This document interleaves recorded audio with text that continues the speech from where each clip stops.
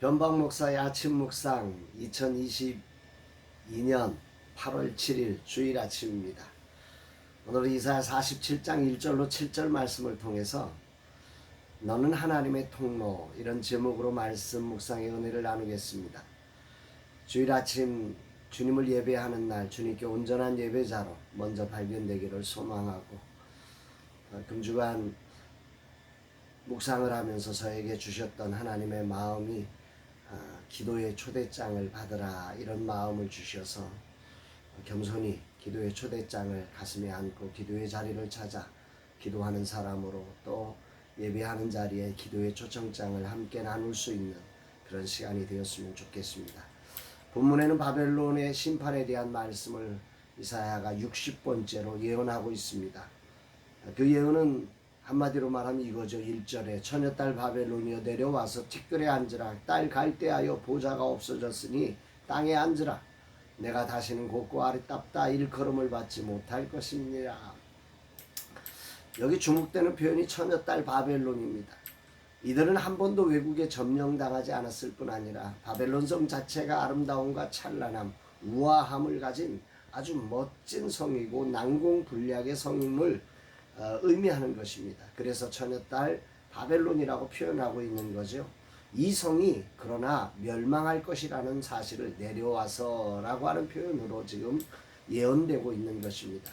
그렇습니다. 세상은 그가 난공불락이냐 아니냐에 의해서 결정된다고 말하지만 하나님은 그렇지 않습니다. 그가 난공불락이라 하더라도 하나님의 주권적 결정으로 얼마든지 난공불락의 바벨론을 내려오게 하실 수 있는 분이 우리가 믿고 고백하는 하나님이십니다. 그래서 하나님 앞에 우리는 겸손해야 합니다.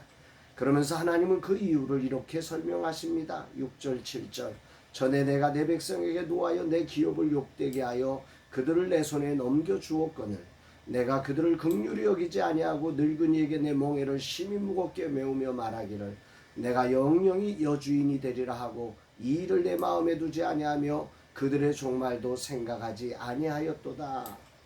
여기 이들의 죄악을 표현하는 단어들이 많이 나옵니다. 긍휼히 여기지 않았다.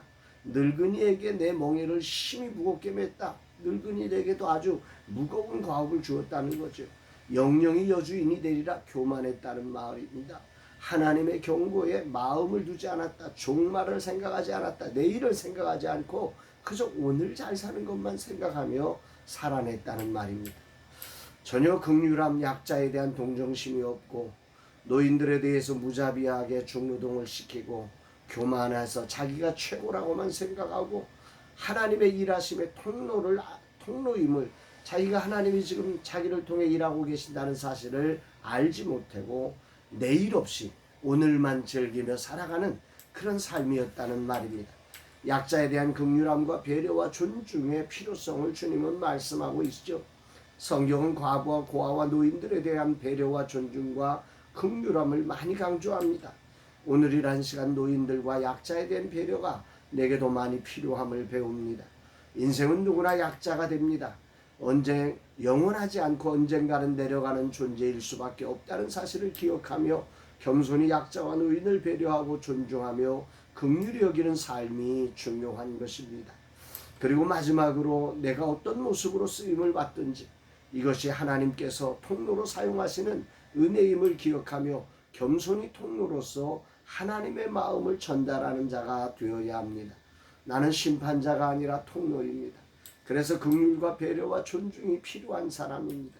주일에 두 곳에서 설교를 하며 예배에 참여합니다. 나는 통로다. 진정 배려와 존중의 마음 그리고 긍휼의 마음으로 한 분 한 분을 사랑함으로 하나님의 뜻을 전하는 통로가 되기를 간절한 마음으로 기도합니다. 주님 제게도 바벨론 같은 어리석은 자리가 많았습니다. 교만하고 긍휼함 없이 심판자로 서 있는 순간들이 얼마나 많았는지요. 진정 회개합니다. 이 종을 불쌍히 여기시고 오늘 60번째 예언을 통해 이 종을 깨닫게 하심에 감사드립니다.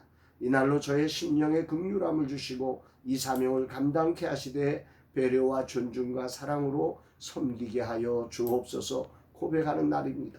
사랑하는 여러분, 여러분의 삶에도 정말 배려와 존중으로 약자들을 섬겨갈 수 있는 그런 은혜의 통로, 하나님의 축복의 통로로서의 사명을 받은 자임을 기억하면서 오늘만 나만 내가 최고인 양 그렇게 교만하지 않고 겸손히 내게 주신 직분을 소중히 여기며 오늘도 축복의 통로로 쓰임받는 저와 여러분 모두가 되기를 주의 이름으로 축복합니다.